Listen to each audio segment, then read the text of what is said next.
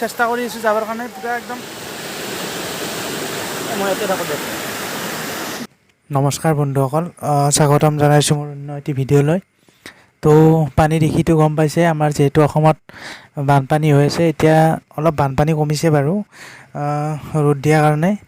তো বহুতখিনি মানুহৰ অসুবিধা হৈছে। মই দেখুৱাম আপোনালোকক আমাৰ ওচৰে পাঁজৰে মানে ঘগ্ৰাপাৰ এৰিয়াৰ ওচৰে পাঁজৰে হৈ থকা বানপানী, মানে মানুহৰ কিমান কষ্ট হৈছে। গুৱাহাটী মহানগৰ বুলি নহয়, আমাৰ গাঁও অঞ্চলটো বহুত অসুবিধাৰ সৃষ্টি হৈছে। মানে গাঁৱত এনেকুৱা পৰিৱেশ হৈছে, বহুত মানুহ ঢুকাইছে। মানে পানীত উটি গৈছে কিছুমানে মানে ঘৰ দুৱাৰ থাকি কিনেই অৱস্থা বেয়া হৈ গৈছে। তো আপোনালোকক দেখুৱাম আমাৰ ওচৰে পাঁজৰে হৈ থকা বানপানী পৰিৱেশসমূহ। তো ভিডিঅ'টো সম্পূৰ্ণকৈ চাব আপোনালোকে। তেনেহ'লে বলক প্ৰথমে নোনা নদীৰ ওচৰত যাওঁ। নোনা নদীৰ ওচৰত থকা এটা যাম। তো তাত কিমান পানী হৈছে। তো ধুনীয়া এটা ৰাস্তা আছিল, তো আপোনালোকে চাব পাৰে। এইটো ৰাস্তাৰে মানুহ অহা যোৱা কৰিছিল, তো পূৰা টোটেলি ভাঙি গৈছে।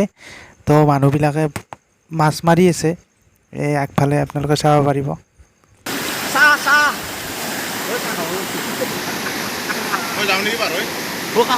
সোমোৱা নাই পানী।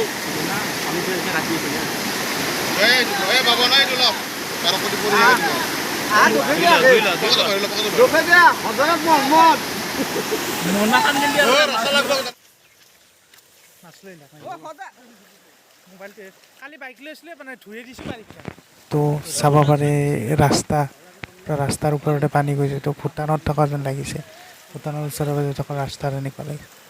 তো চাওক পূৰা ফুল পানী হৈছে। তো পানীৰ ওপৰতে বাঢ়ি এতিয়া প্ৰায় কমিছে পানী, পূৰা এক আঁঠু হৈ গৈছিল পানী। তো মানুহৰ ঘৰেৰে এনেকৈ পূৰা পাৰ হৈ গৈছে পানীটো।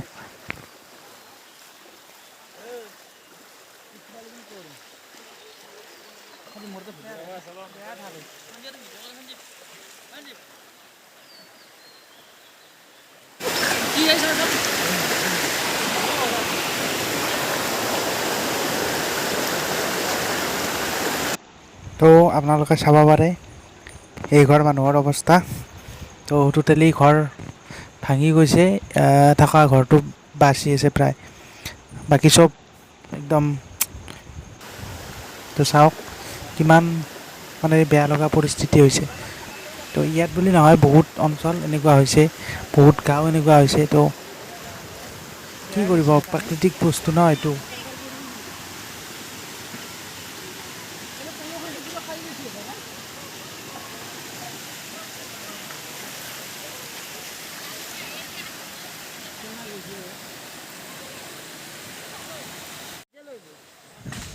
বেলেগ নহ'লেও মাছ কিন্তু বহুত মানুহে খাইছে। মানে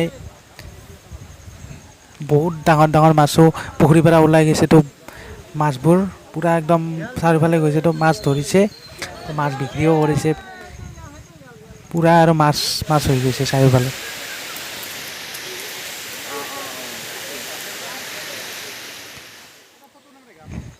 এইবাৰ আহিলোঁ আমি ধমধমা ৰোডত, যিটো আছে পাগলদিয়া নদীটো।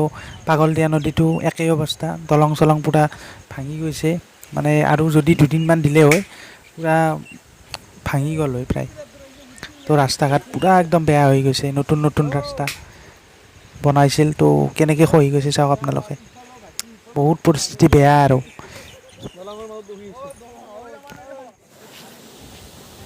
আচৰিত মানে পূৰা একদম মানে পানী চাওক আপোনালোকে। তো এইটো লেট্ৰিনৰ ওচৰে পানী, তো চোতালৰে পানী পূৰা বৈ এই চাইডে আহি গৈছে এইটো ফালে। চাওক এইটো এটা মানে কালভাৰ আছিল, তো দলং তো পূৰা ভাঙি গৈছে। পথাৰ একদম সাগৰ টাইপ হৈ গৈছে। তো চাওক আপোনালোকে কেনেকুৱা পৰিস্থিতি হৈছে অসমত। গুৱাহাটী বুলি নহয়, চব এলেকাত। গুৱাহাটীতো বহুত অৱস্থা বেয়া হৈছে, কিন্তু গাঁৱতো প্ৰায় মানে ঘৰ ডুবি গৈছে। তো চাব পাৰে আপোনালোকে এনেকুৱা পৰিস্থিতি হৈছে। তো এইবোৰ ৰিকভাৰী হ'লে মানে বহুত প্ৰব্লেম হ'ব। আৰু মানে বহুত মানুহৰ গৰু ছাগলী পূৰা গুচি গৈছে, হাত যি আছে বস্তু পূৰা উটাই নিছে। আমাৰ ইয়াত কম যদিও মানে বহুত ক্ষতি হৈছে।